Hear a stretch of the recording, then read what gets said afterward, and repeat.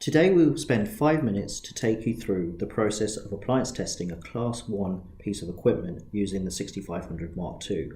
Class 1 equipment have an earth connection which is connected to all accessible metal parts. Here we will be testing a kettle. The easiest and most effective way to perform an appliance test is to use the auto test function. You'll see what the predefined auto test sequences include and what you have to consider during the appliance test. For a Class 1 appliance, we recommend using the predefined auto test function using auto test number 131. If you press the information key, you will see this auto test sequence includes the following test steps: visual test, 25 amp Earthborn test, insulation resistance tests, load leakage test, including functional tests. These test steps are outlined in the code of practice. Now we will start the auto test sequence for a Class 1 piece of equipment. The 6500 Mark II display help screens that support you during the test and show you how to connect the unit under test. It also provides additional hints for each test step. The first thing you need to perform is a visual test.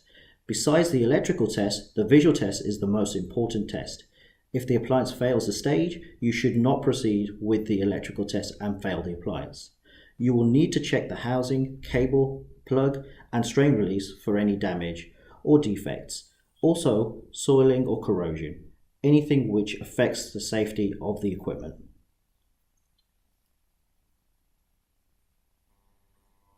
For details about the test, the help function can be used.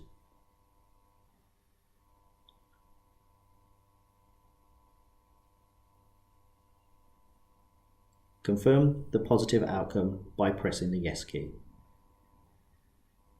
Now, the Fluke 6500 Mark II moves to the next step, the Earthborn test. We will continue the auto test sequence with the Earthborn test.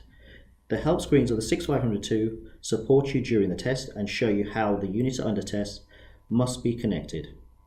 Connect the appliance and test probe to the unit under test.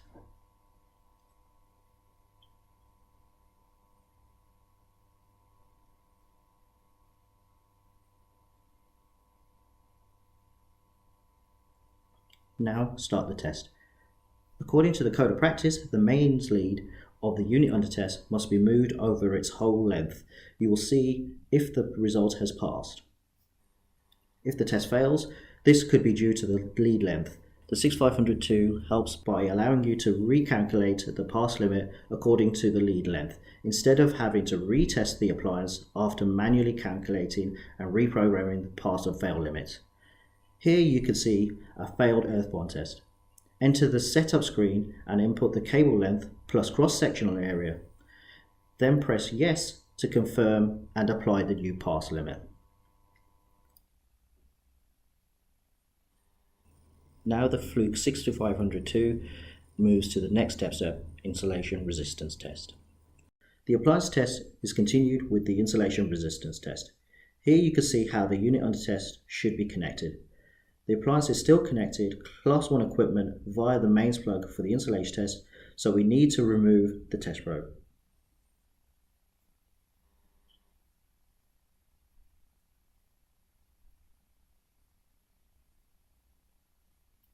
Before we continue, we need to switch on the appliance to reach all internal circuits during this test.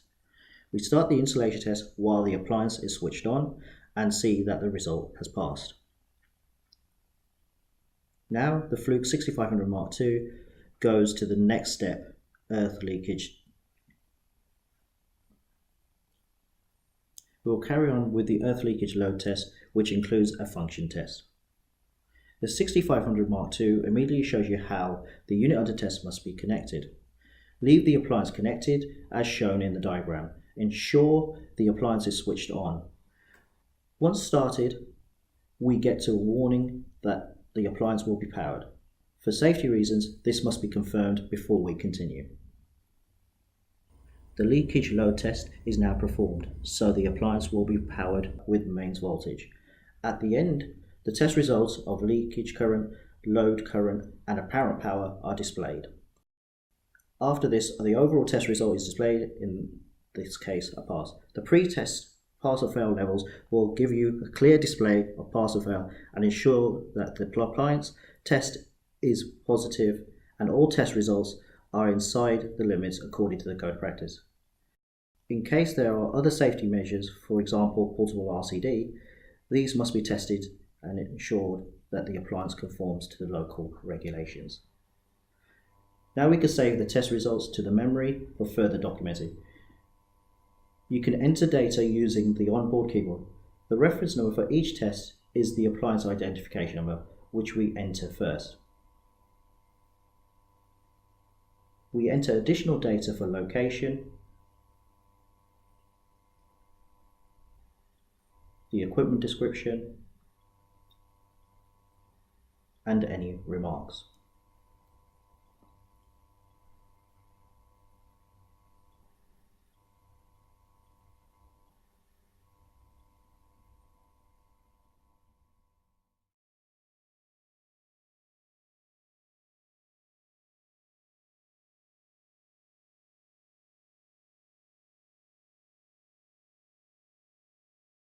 With one key press, the data is saved into the internal memory.